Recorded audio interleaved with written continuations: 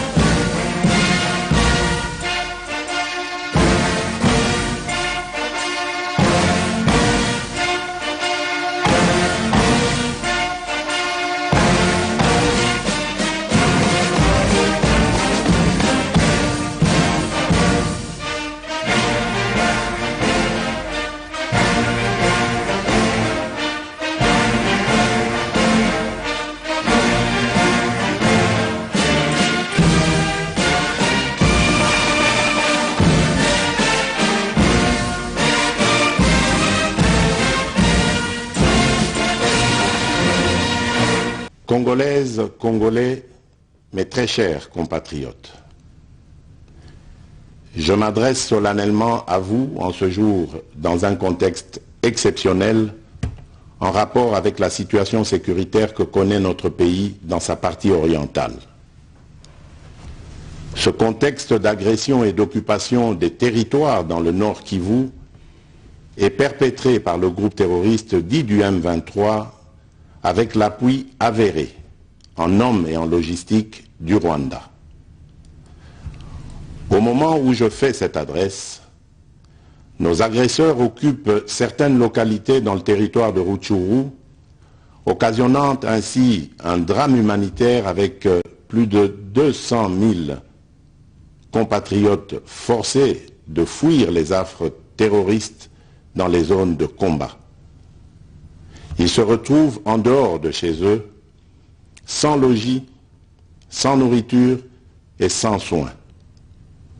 Des instructions précises ont été données au gouvernement pour leur rassemblement et leur prise en charge. Au-delà de ces efforts, j'en appelle à un élan général de solidarité pour alléger leur fardeau. Certes, cette situation n'est pas nouvelle. En effet, depuis plusieurs décennies, des groupes armés nationaux et étrangers écument l'est de notre pays en y commettant des atrocités innombrables sur fond d'exploitation illégale de nos ressources naturelles. C'est ainsi qu'à l'occasion de mon avènement, j'avais été amené à prendre l'engagement devant la nation de rétablir au cours de mon mandat la paix et la sécurité là où elles sont compromises, et de les consolider là où elles existent. Sitôt dit, sitôt fait, j'ai sans délai et de bonne foi commencé à développer, notamment avec tous nos 9 pays voisins, une diplomatie de proximité, en vue d'établir avec eux des relations de coopération franches, transparentes et de caractère gagnant-gagnant. Avec l'Ouganda, par exemple, nous sommes allés jusqu'à décider de mutualiser nos forces armées afin de combattre ensemble la nébuleuse des ADF, une milice d'origine ougandaise qui cependant n'opère que dans le Nord Kivu. Et aussi, nous avons lancé 2 projets de construction de routes transnationales. Avec le Rwanda, un mémorandum d'entente a été signé dans le commerce de l'or avec une entreprise nationale. Une ligne aérienne a été ouverte à la compagnie nationale rwandaise dans notre pays et un accord de non-double taxation a été signé. Malgré cela, ce pays va nous surprendre en réactivant les terroristes du M23. Alors qu'il avait été défait par les armes en 2013, le M23 va refaire surface en prenant notre armée à court, notamment à Bunagana, cité qu'il occupe depuis le 13 juin 2022. En effet, Sous la fallacieuse accusation de soutien des FARDC au FDLR, le Rwanda a en réalité des velléités expansionnistes, avec comme intérêt principal l'appropriation de nos minerais, et pour ce faire, il s'active à déstabiliser l'Est du Congo pour créer une zone de non-droit en vue d'assouvir ses appétits criminels. Pour faire face à cette situation, deux options s'offraient à nous, la diplomatie ou la guerre. J'ai résolu de privilégier la première option, quitte à en venir à la seconde, faute de résultats. L'option diplomatique a donc été mise en œuvre.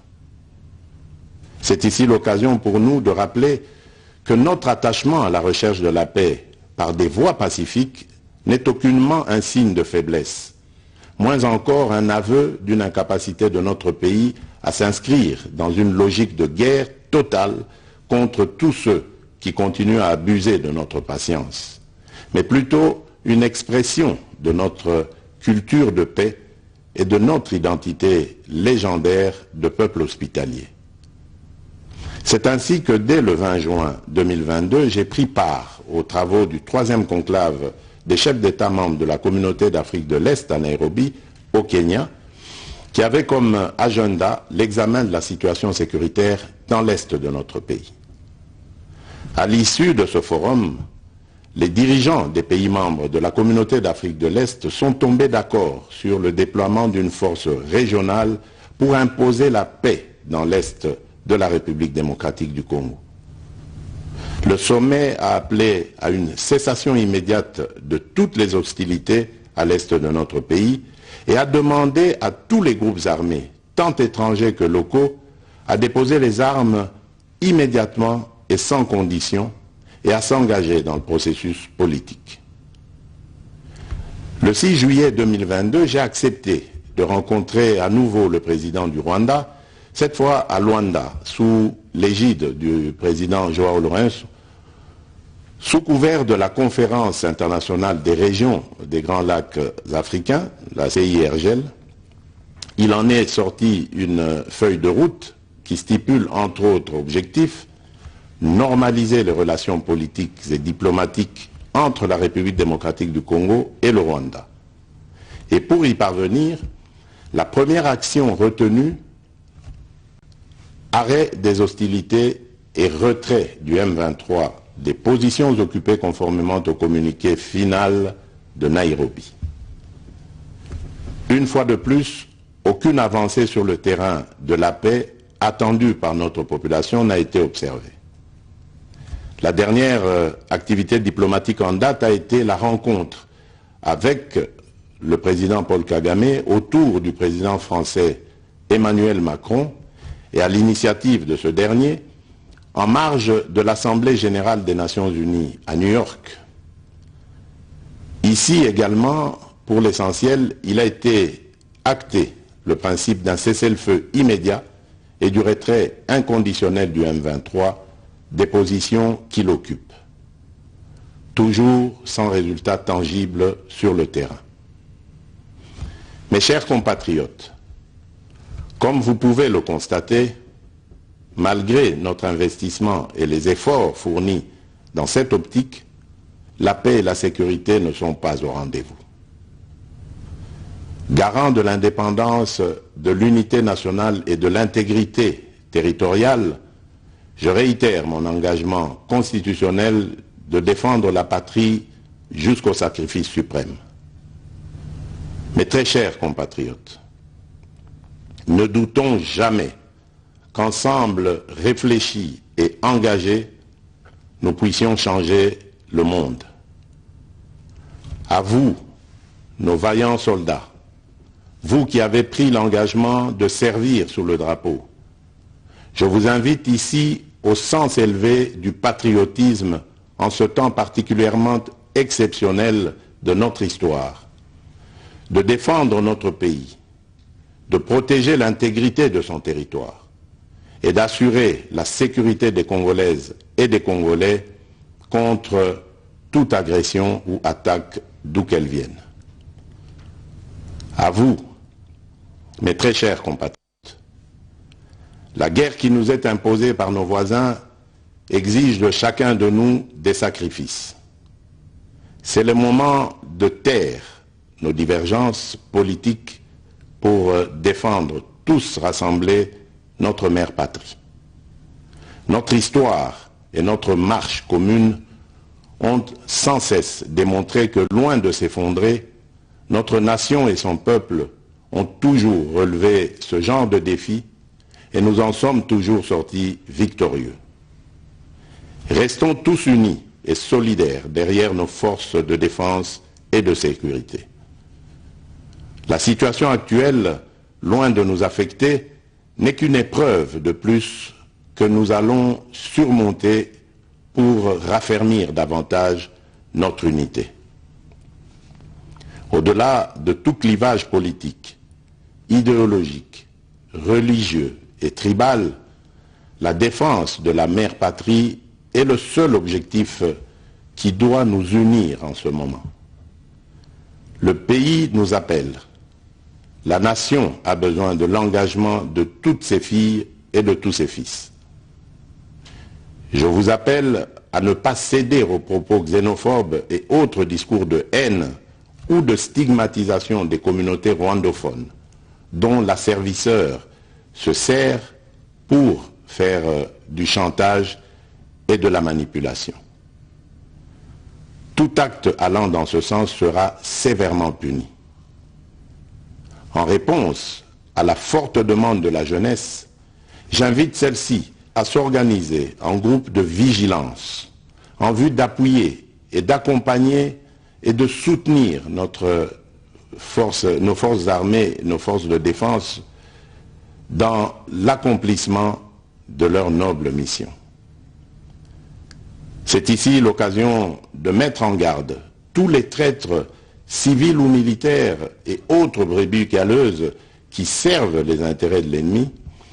Ils seront exposés à la rigueur de la loi en ayant le juste châtiment que mérite ce genre de comportement. En outre, tout en renouvelant mon appel lancé à nos jeunes qui en ont la vocation de s'enrôler massivement dans nos forces armées. Je réitère l'instruction faite au chef d'état-major général d'accélérer à cet effet la mise en place de centres de recrutement à travers les 26 provinces que compte notre pays. Chers compatriotes, nous devons ensemble avoir conscience que nul autre que nous-mêmes ne viendra sauver notre nation et que cela exige de chacun de nous une mobilisation tous azimuts. Que Dieu bénisse la République démocratique du Congo. Je vous remercie.